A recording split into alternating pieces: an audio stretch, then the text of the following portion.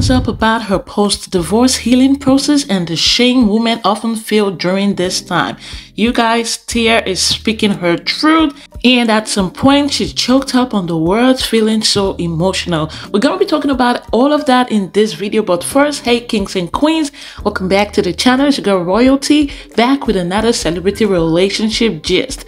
To my returning subscribers, you guys are the real MVP, and if you're new, you're so welcome. Please consider being a part of us by hitting the subscribe button and turn on the post notification bell to not miss another video. And also please like this video, it does help the channel. Thank you.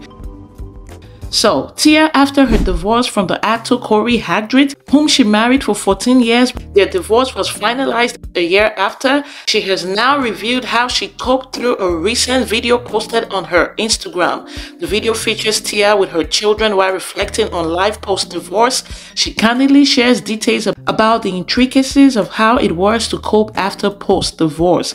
Tia has always been upfront on social media, but her latest update displays the challenges and issues in a relationship breakdown that doesn't make it easy for women. Tia's video montage portrays her journey through the past year of introspection on the impact of a divorce on oneself and one's family.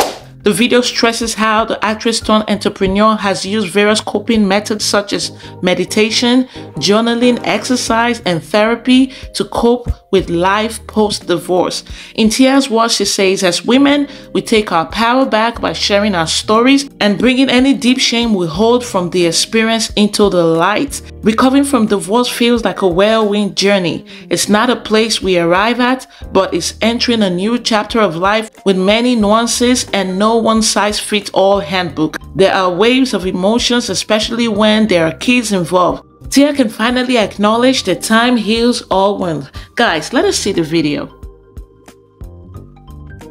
Recovering from a divorce feels like a whirlwind journey.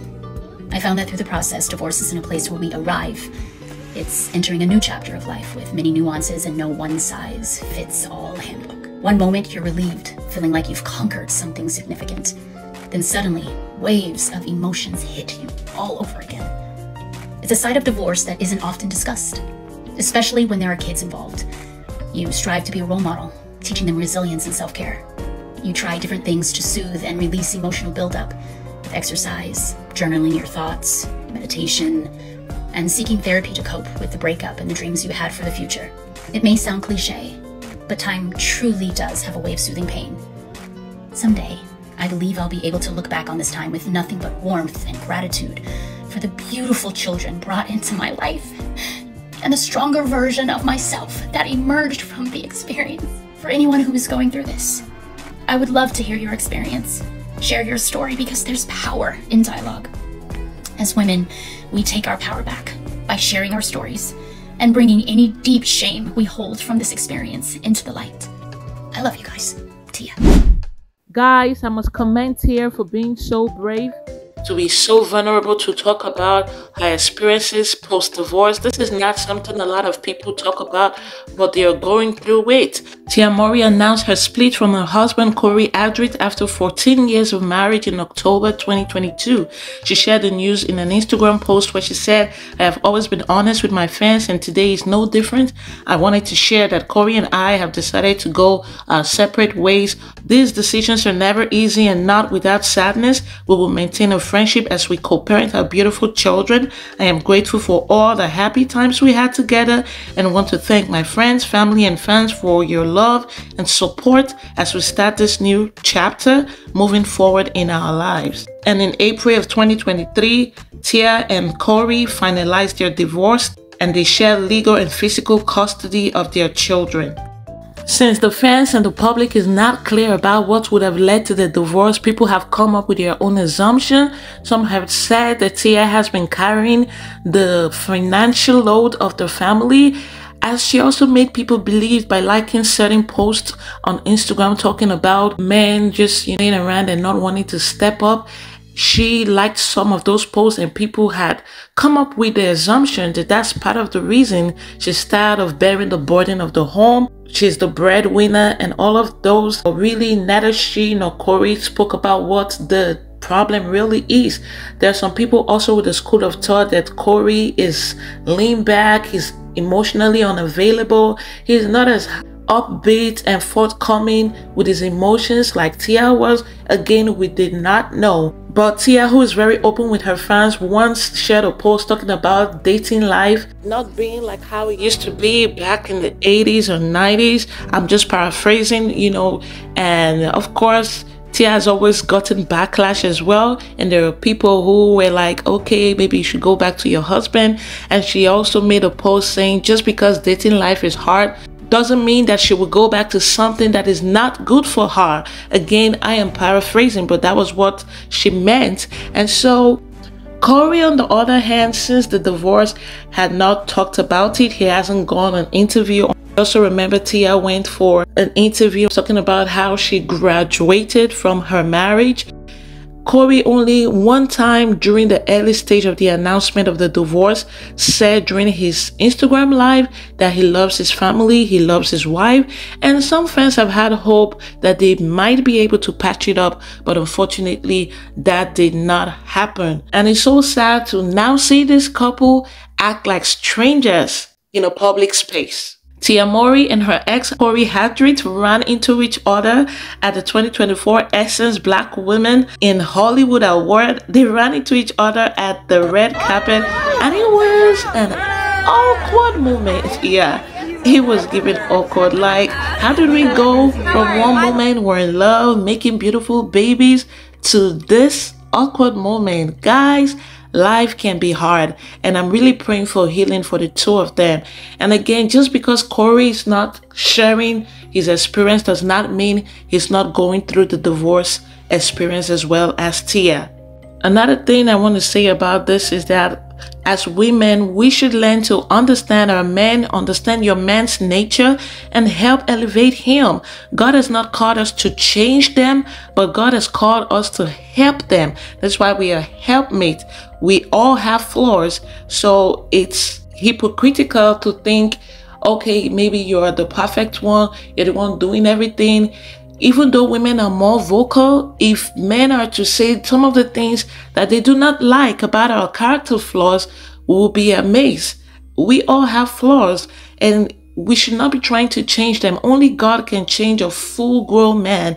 If you got married to that man at 35, you're probably going to need another 35 years of his life to change something that he has learned, you know, since he was little till 35. You're going to need another 35 for him to learn such behavior. So we should try to help them. In the case of Cory, indeed, he gives a lean back vibe. He gives vibes like he's emotionally unavailable, but probably that's just his personality.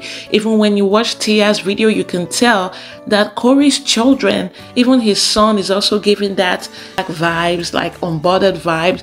Even her daughter, Cairo, they both kind of have their father's personality, but it is what it is. If you have that man who is not really outgoing, he doesn't give this vibes, you will be frustrated trying to get him to do some beautiful couples video for the grams, and he's not really giving the vibe that you want like yourself. You will be frustrated. Understand your partner, man or woman, and work with them according to their personality, and also help them elevate in the places that they need to change. And I think vice versa. Also, in my opinion, women need to speak about the truth of divorce. I mean, just like Tia has, both the good, the bad, and the ugly. Whether it be liberation, maybe you were in an abusive relationship and now you feel liberated, body, soul, spirit. Talk about it. And also, whether it be regrets, maybe you were too fast. You didn't give your partner the benefit of a doubt. You didn't cut them some slack. You wanted to be free. You thought the divorce life was going to make you free, and now you're miserable. Maybe you're regretting. Maybe you could have tried to make things work. Maybe you could have tried more, because for better, for worse, people just say these vows, but they don't know what it really means.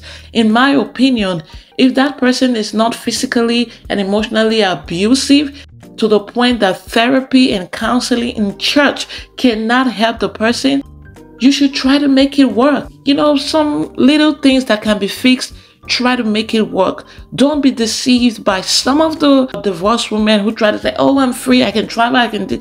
It's not always going to be like that. Just like Tia has said, 1 minute you're happy, another minute you're down. It's not always going to be like that. So if women can be more vocal to share their honest truth, liberation, regrets.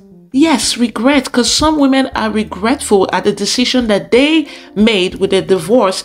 If they can share it, it will go a long way to help other young women and young wives to learn accordingly so they know how to pick their battles and pick their wars. I'm just saying. And also, if you're a Christian woman watching, Christian women watching. So if you're not, don't come for me. But if you're a Christian woman watching, we should focus on looking onto Jesus and talking to him about everything, because only him can fix it. Talk to him about the flaws of his son. And that's why it's important for you to marry a son of God. Yes.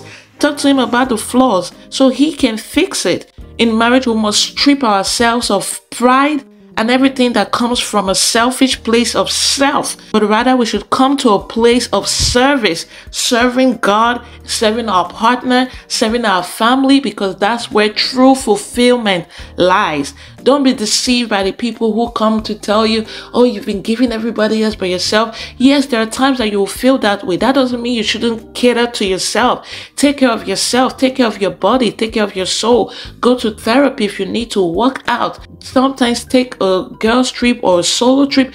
Do that, but do not shy away from your responsibility to serve others, because that's where true fulfillment lies. The ability for each partner to have the mindset of service, that alone will preserve many marriages and prevent many divorces. I want to say a lot, but I would just, let it rest here.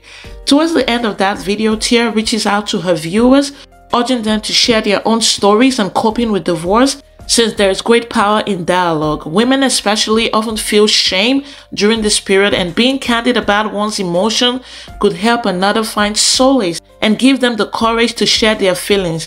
I'm praying for total healing again for Tia and Cory, and for Tia especially, because most times when people try so hard to let you know they are fine, 90% of the time they are not doing well. But anyway, guys, what do y'all think of Tia Mowry's recent revelation and confession? And have you gone through a post-divorce healing process? Please share your thoughts in the comment section.